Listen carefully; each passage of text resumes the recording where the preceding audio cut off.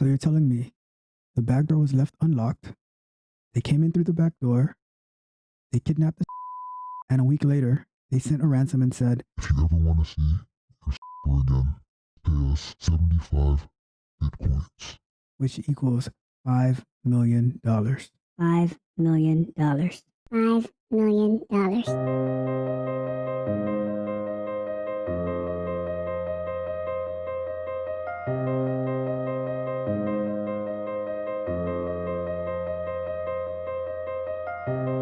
Welcome to Tech Coaching with Ralph. This week on the Bug Bite, we're going to be reviewing an article about a ransomware attack on a oil and gas company. So let's get to it.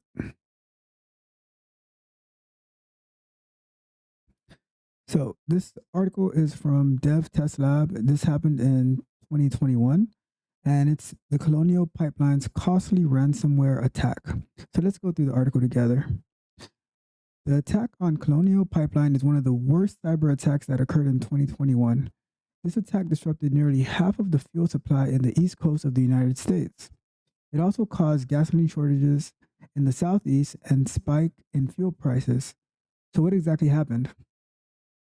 On April 29th, hackers gained access to the Colonial Pipeline's network through a virtual private network account, which allowed employees to remotely access the company's network. Somehow, the hackers got hold of credentials, a correct username and password that enabled them to breach Colonial Pipeline's network. The VPN account did not use multi-factor authentication, a basic cybersecurity tool, which is why the hackers were able to gain access using just the credentials. This was a security mistake that proved quite costly and destructive. So let's stop here for a second. I'm not sure how many people are used to VPN, especially if you're working for an IT company and you work remotely or sometimes work remotely, maybe work from home sometimes. Nowadays, most companies, they're requiring multi-factor authentication, which means it could be something as you log into your company's VPN, and then you receive a text message where you have to enter, some phrase or some digits, and then it'll grant you access. Or it might be through a Google Authenticator where it's rotating codes every 60 seconds or so, and you would have to enter in that code. There's many different ways of multi-factor authentication, especially when connecting. We use multi-factor authentication all the time, even if we don't know the name of it. Even now, like logging into Facebook, I don't know if they're making it a requirement yet, but it would give you the option if you want to set up multi-factor authentication, and you'd put in your phone number or an email address, and when you go to log in, it's going to either send you a text message or it's going to send you an email asking you to enter the code in. So that's one form of multi-factor authentication. So what this is saying is that this company, this major oil company, did not require it. So all you needed was your username and password. So it could be john.doe at colonialpipeline.com, and the password could be password123.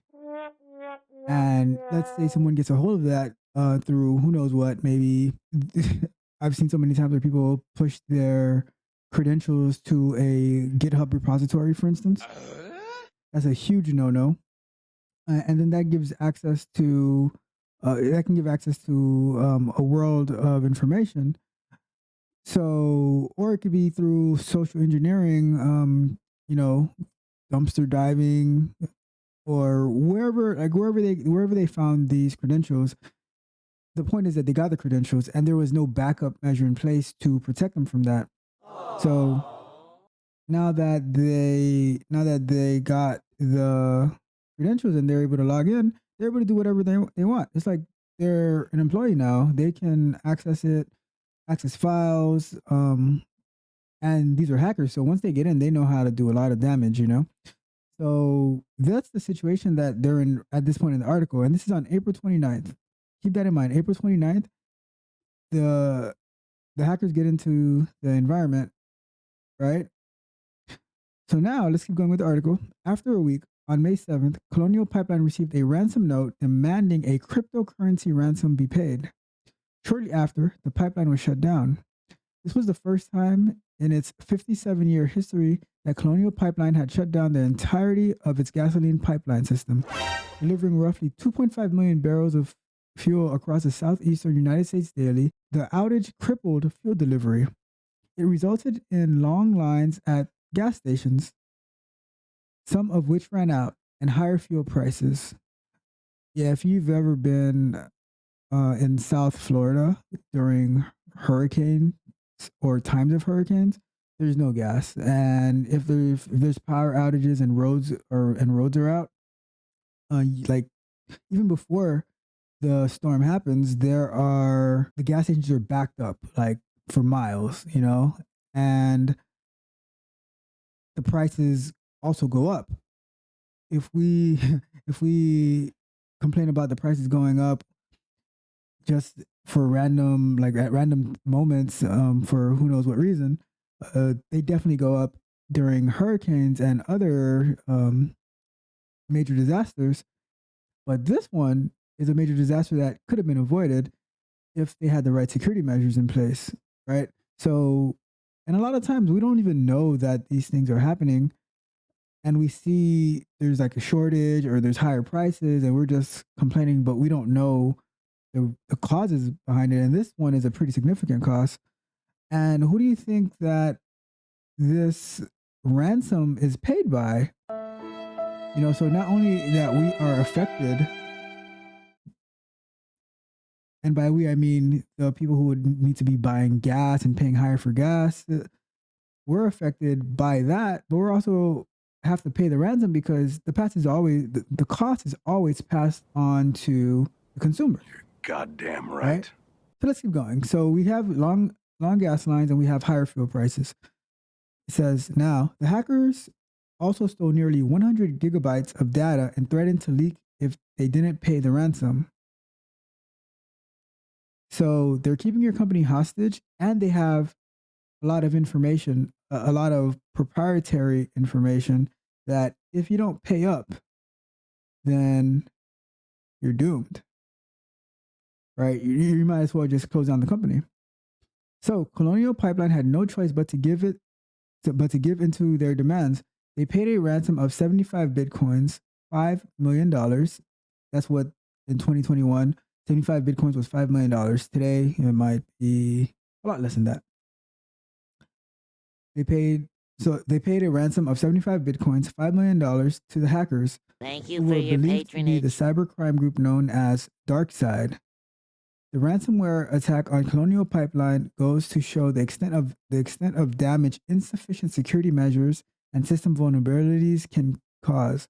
To avoid security issues and data breaches, we suggest investing in security testing and looking into chaos engineering to bring weaknesses to light. Chaos engineering, I never heard of that. I have to look at that. I have to look into that. That sounds really cool. But yeah, that's the story. A data breach that, and if you look at this too, right?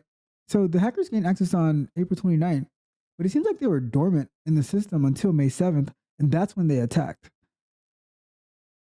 So, you don't know who's in your system. So this is one of the important things to continuously doing security testing, reinforcing your security, your protections. This is why companies will cycle out, make you get a new password every 90 days, make you update your security credentials, your keys for different systems. This is why they'll use the OAuth authentication. And what the OAuth authentication is, you can gain access to a particular software or website or something to that extent through authentication protocols on another service. So an example of that is if you ever go to a website and it gives you the option to log in either through like your Apple ID, through Google, through Facebook, through Twitter. So by you having an account with one of those places, it allows you to create an account through your through your other account, right? Through your Google account or through your Twitter account. So that's the OAuth. So that's what the OAuth authentication is. It's that you're not creating a brand new account on that service. It's using your credentials from an existing service. And one of the benefits of that is you don't have to re-engineer it. And so Google security is pretty secure. Apple security is pretty secure. So they get to bypass that in their system because they're not storing your username and password on their system. So if they have a data breach, they're not like whoever breaches the data, they're not getting your credentials. They might get any other data that you have stored that's specific to that service or to that website, but they're not getting your credentials because that's stored with Google and you're authenticating only through Google or, like I said earlier, Facebook, Twitter, Apple. But if there's a breach on Google, then you would be affected, you know? But it's just one way that companies that they can avoid some security risks, you know, and I've seen companies too where they do allow you to create an account just for their site. And you don't have to do the OAuth authentication. But for me, I think it's a lot more secure using the OAuth authentication, like signing in through a reputable source. But yeah, but that's the story, right? Because they didn't have multi-factor authentication, and somehow someone's username and password got out there. It wasn't a secure password, you know. And these are the dangers that happen when we don't protect our software, protect ourselves. You know, it costs millions, and it's like somebody coming in to our home. It's like we left the door unlocked. Somebody comes into our home, and then they take everything, and then when we get there, it's an empty house. You know, so think about that. Think about how you can be testing your security, and plan to, make a plan. Like if you're a QA engineer or a software engineer, always have security in mind. See how you can protect yourself, protect your company, protect your software, and keep hackers out, So yeah, if you found this informative, please like the video, share the video, and subscribe to the channel. And until next time, friends.